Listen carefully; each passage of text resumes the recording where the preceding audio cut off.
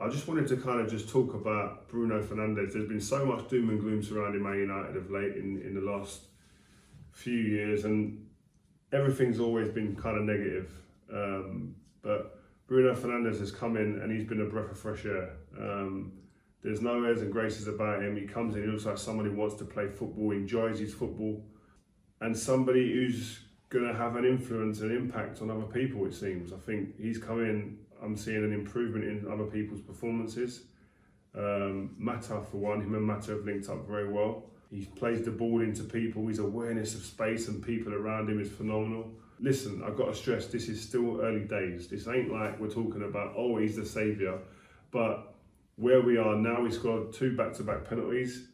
But more importantly, it's been his performances and the way he plays with a carefree, his imagination, his little flicks, the balls into the front man, the disguise on his passing, the pass to Mata for the Igalo goal, where he's faked a couple of times and then dinked it back post.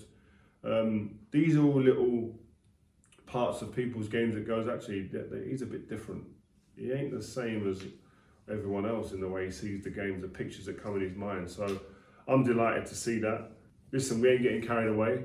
Been accused of doing that before, getting carried away. But listen, as a fan, you get excited when you see players that come in and can do stuff that's different to everyone else.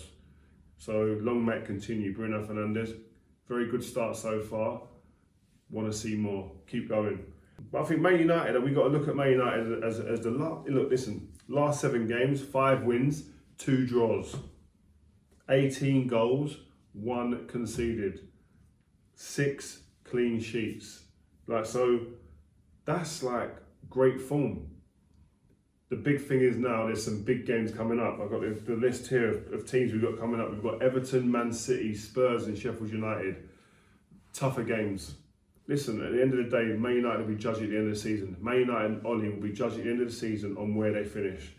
They need to get in the top 4. I don't think it's the end of the world if they don't get in the top 4, but I think it suppresses any unrest that's going on.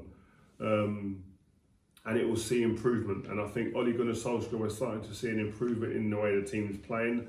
The results and the stats I just read out to you there before about the team and how they're playing at the moment suggest that. And it's down to consistency. The consistency level has been a problem throughout. Win a couple of games, lose a couple of games. It's never been like a sustained amount of positive results. Whereas now we're starting to see that, and we need that to continue. Again, not getting carried away. And I mentioned him before, Igalo, a new signing. If we all had the opportunity to buy someone at the beginning of the transfer window, would he have been top of our list? No, but needs must, and he's in the building now, and so we've got to back him. We all hope he does well, and he came in yesterday, and what I liked about him is he's different to all the other strikers we've got.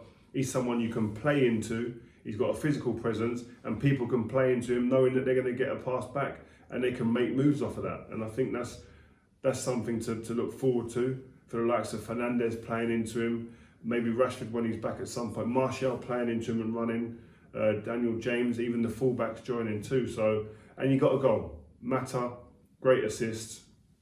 And where's he scored the goal? In and around the 6-yard box. That's what you want from your number 9, getting them ugly goals. Not enough of them type of goals have been scored for Man United in recent years. So long may that continue too. So, but in recent weeks too, I think we've seen the results have picked up, but I think some individual performances have. And I think Luke Shaw been playing left side of a 3 last few games, and he's performed very, very well, getting up and down, joining attacks, defending well. And that position seems to suit him at the moment. Who would have thought that? So that's a good move from Ollie there. I think Eric Bailly came in against Chelsea, been out for a long period of time, and came in and had a really, really, really good game. That's what you want to see. You want to see him stay fit now.